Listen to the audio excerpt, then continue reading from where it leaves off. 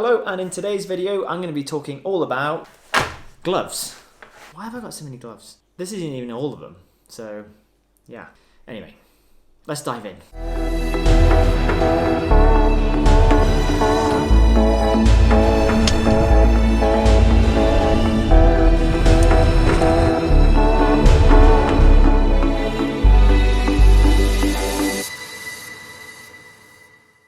So welcome back to the channel. Hopefully you've seen one of my videos before. If not, you should go and check out some other ones. I hope that there's some useful information for some people out there. As I said, this video is all about gloves and how they fit into mountain sports such as climbing and skiing. So over the years, gloves have been a bit of a bane of my existence, I would say, and I'm sure you could agree if you've ever done any long periods of mixed climbing in Scotland, for example.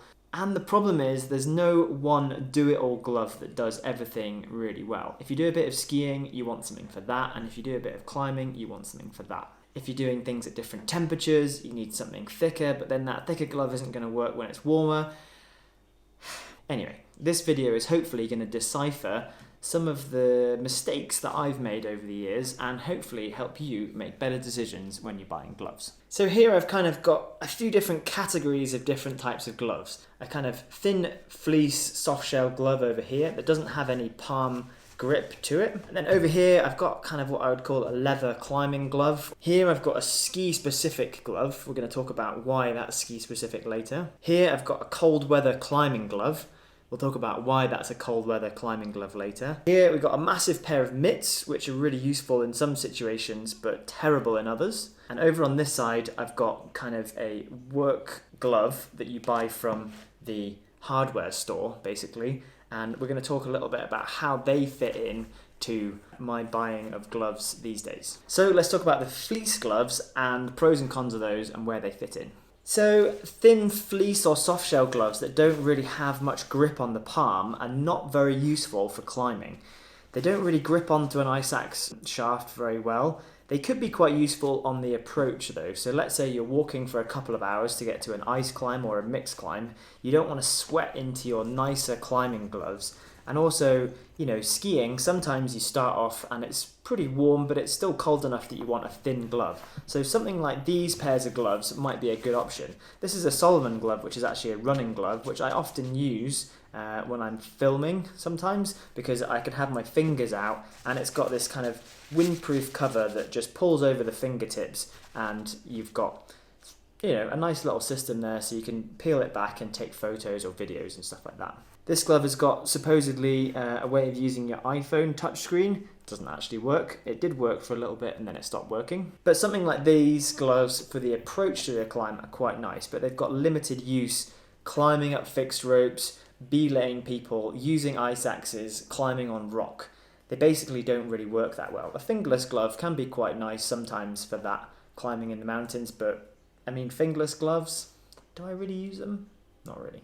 So that brings me on to the next category, which is kind of like leather work gloves. Now, I would say I use these types of gloves the most. I use them in the summer and I also use them in the winter when it's not that cold and I'm ski touring or ski mountaineering. Now, my favourite glove out of these is the Hestra. I can't remember what model of gloves these are. I'll put the name of it there. But these fit my hand perfectly. They're really ergonomic. They've kind of really thought about the stitching on these gloves. There's a nice little bit of soft shell on the back, so they're quite breathable, so you don't get like a lot of humidity building up in these. They work really well belaying. I can hold onto a ski pole, an ice axe, do everything that I need to do with a glove like that. So I really like those gloves. Now this is a Petzl work glove, which is really ideal for doing kind of rope access work, or doing a lot of abseiling. So sometimes I carry a glove like this if I'm going to be doing a long abseiling descent off a big rock climb, for example. It's going to save my hand. It's going to be quite nice to have on the way down. They do climb quite well, but I do find that the thickness of the palm sometimes makes it a bit difficult to get my hand closed. Now this is a glove that I picked up in a hardware store in Boulder, Colorado the other day. This is a Glacier glove. I think it was $30, and I saw this and I thought, wow, that actually looks pretty cool. It looks quite similar to the Hestra. It has the same kind of Velcro closure that I quite like. It's got kind of a soft shell and it's got a leather palm. And I thought, well, you know, $30, why not try that out? You know, that compared with the Hestra is going to be quite a big saving. These are kind of more like $100. And then over here on the right hand side, this is a black diamond dirt bag glove. Now these are quite nice, they're quite cheap, they're about $40. They've got a nice soft close around the cuff there, and yeah, pretty good leather actually on the glove. What I would say about these, talking about the fit of them, is I find that the thumb is quite baggy.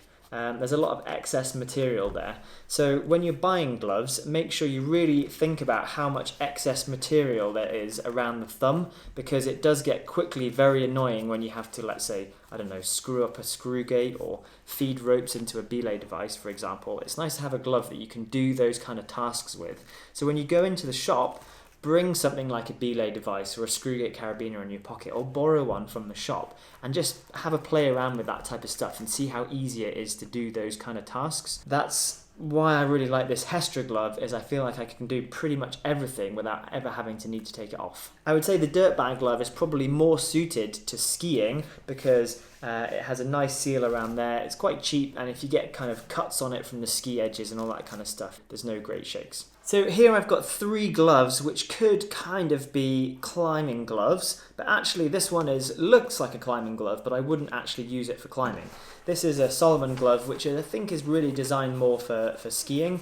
It has some padding on the finger there, which I would find quite annoying when climbing. And also it doesn't have leather wrapping around on the finger, which means that if you're going to be scraping snow off a ledge, for example, in Scotland, we do that all the time, and I've gone through hundreds of pairs of gloves, maybe not hundreds, but loads of pairs of gloves by scraping them on the rock, and then they get worn out on the fingertips. So something like this that doesn't have leather wrapping around on the side of the finger isn't really going to work very well. But it is quite a nice glove for skiing. It's an over-the-cuff system, which means that when you put the glove on, it fits over the jacket cuff and you can close it down. So that's a really nice system. And then over here we've got 2 Arc'teryx gloves which are quite similar. This one is definitely warmer, has a little bit more insulation. Again, I can't remember the name of this one, I'll put it up there. And then this one has a slightly shorter cuff, which actually can be a little bit fiddly trying to get it to stay over the jacket cuff. I would say if you're looking for a colder weather climbing glove, look for something that's got a slightly longer gaiter that's going to fit over the jacket and you can cinch it down with a nice draw cord. It's quite nice having these Velcro straps around the wrist there, because that means that you can really tighten the glove up and it doesn't feel like it's getting pulled off your hand when you're holding onto an ice axe. Again, full leather palm here, and what I've done to this glove is I've actually put some seam grip on the fingers. I don't know if you can see that there. And this I find really helps gloves to last a little bit longer. And also, if you put seam grip just over the tips of the finger, you get a little bit more grip. You also get, kind of a waterproof area around the tips of the fingers there. So it's something that's worth doing, I think. It does look a little bit messy, but it will save you a lot of money on gloves because the seam grip will wear out first before the leather gets scratched and starts falling apart. So again, my tip with these kind of warmer climbing gloves is to look for something that you can really grip onto the shaft of an ice axe or the handle of an ice axe or belay with. And another feature that's really nice with these is they have this little webbing strap on the kind of ring finger there, so you can close up the draw cord at the bottom like that and then hang them off the back of the harness. And that's quite a nice way to keep a dry pair of gloves. Maybe you've got a thin glove for some harder pitches and then you're going to kind of swap into this glove just to belay or to do something. So hanging them off the back of the harness upside down, they're not going to fill with snow. I would say that a little kind of wrist loop like this is really, really useful. Definitely look for that if you're buying a kind of colder weather climbing glove. These are expensive though, so you do want to pay attention that you get the right fit and you get something that's going to work for the type of climbing that you're doing. Side note that I would say for summer alpine climbing, this is the glove setup that I normally take. I've got the Hestra glove and I've got this Arc'teryx slightly warmer climbing glove. And I always have 2 pairs of gloves for summer alpine climbing. I would also probably take this setup for ice climbing, but I would also maybe bring another thin pair or another warmer pair depending on how cold or warm it is, but having gloves that you can just kind of change in and out of when they get wet is a really good idea. So the next thing to think about is probably mitts or lobster gloves. I don't actually own a pair of those lobster gloves, but when I say that, it has your 3 smaller fingers together and then your index finger is free. Could be quite a nice thing to try out actually. I might buy some and see if I get on with them, but generally I'm pretty fine with the glove. It's nice to be able to do pretty much everything that you need to do with your fingers without being kind of restricted in there. So thinking about mittens, I've got 3 very different examples here. We've got, this is an OR kind of expedition mitt, which is really just useful for high altitude or really cold conditions. So climbing Denali or you could probably do Everest with these types of gloves. I haven't used them a huge amount. I haven't done a huge amount of stuff in really cold conditions, but I have used them sometimes and they definitely are what you need. What I would say is there is a limit to what you can do when you have the main liner glove inside. You are going to be very restricted in being able to hold on to a rope and belay somebody. So yeah, you've got to pay attention a little bit to that. But they are really good for, holding on top of an ice axe or holding a Jumar, climbing up a fixed rope, for example. So moving across here, I've got basically, this is a waterproof outer. It's like a Gore-Tex bag with a leather palm. And actually I really like this one because this one goes over a lot of my gloves and it just creates like a waterproof barrier. So if you're climbing up some snow, for example, when you ski mountaineering, you can put your ski glove inside this and it's going to be a nice kind of waterproof outer. And they're quite light, so you might as well shove those in the bottom of your bag and it could just cut the wind and snow out a little bit and make a really good barrier for kind of plunging ice axes up a snow slope. Over here I've got like what I would call like an emergency wool glove. I can't remember the name of these now. How have I forgotten? But the really nice thing about these is actually after some time when you're wearing them, the snow sticks to the outside and it makes kind of like an icy skin around them and they become more windproof. But what I would say is, yeah, again, you're going to struggle to hold on to an ice axe unless it's got some rubber on it. But it could be a nice thing to have in the bottom of your bag, let's say when you're Scottish winter climbing or in the summer alpine climbing, for example. It could just be a nice kind of spare lightweight mitt to have. When they make these, they actually make them massive and then they boil them down. And that's why they're kind of quite a dense, thick fleece. So it could be worth having a look at those. So this would be the kind of setup that I would take if I'm going skiing or ski mountaineering. I'm going to have a thin leather glove like this. I might also have a thin fleece glove for a long approach so I can kind of keep these drier for later in the day. I'm going to have this kind of waterproof bag style mitt in the bottom of the bag just in case I need to kind of do some breaking trail up a snow slope, for example. And then I'm going to have something like this Hestra glove for general skiing. Now this is definitely a specific ski glove. It's got kind of padding around the knuckle, which is actually quite useful, I think, for most types of backcountry or off-piste skiing, because you might have to fight through some bushes at some point. I certainly do that a lot. And I really like having a glove that is under the cuff for skiing. Now, when you say under the cuff, we mean basically the jacket comes over the top, and the reason for that is my arms are going to be down mostly, so snow is going to be falling down off the cuff down the glove. If you have an over the top cuff, if it's not quite tight and you plunge your hand into the snow, it can scoop out a whole bunch of snow. So yeah, thinking about under the cuff gloves for skiing is a really good idea. Again, I had this little glove holder which is quite useful when you're sort of faffing around on the chairlift, for example. But yeah, that's pretty much the glove setup that I use for ski mountaineering. So something that I've been experimenting with a little bit over the last few years is these kind of rubberized work gloves that might be useful for, I don't know, fishing or working in the garden or shoveling snow.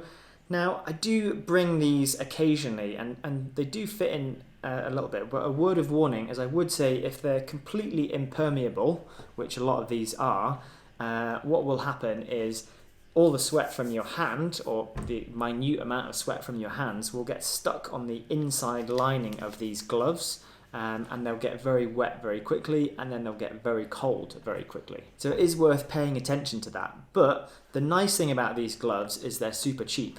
This one I think was 10 euros. This one was 7 euros, and it has a kind of fleece lining. These ones are, I think, $20 or $25 from an American hardware store. And the nice thing about this one is it's got a long gauntlet, so it's going to be quite useful for ice climbing, for example. So something going on with the thumb on this one. Oh, there we go.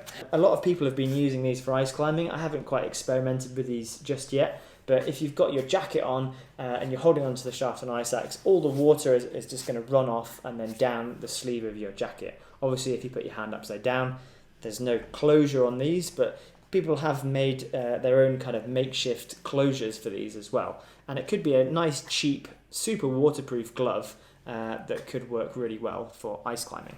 Over here, I've just got a Kinko glove, which has got a slightly different grip, but yeah, kind of been experimenting with these a little bit. But the nice thing is these are cheap, so if you need to bring several pairs of gloves because you're worried that a pair is going to get wet, for example on a wet climbing day or even a wet ski day, having a cheap pair of these gloves is going to be super good. I also throw a few pairs in the back of my car, so if a client turns up and they don't have a pair of gloves, I can just lend them a pair of these for the day.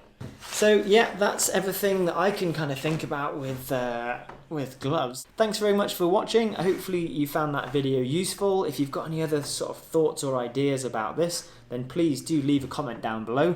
Make sure you give it a thumbs up, make sure you subscribe, all that fun stuff to help me grow this channel a little bit more. If you've got any thoughts and ideas, or if you want to reach out to be part of this channel, then send me an email. You can go to my website and send me an email via there. Thanks very much again, guys, and I'll see you next time. Cheers!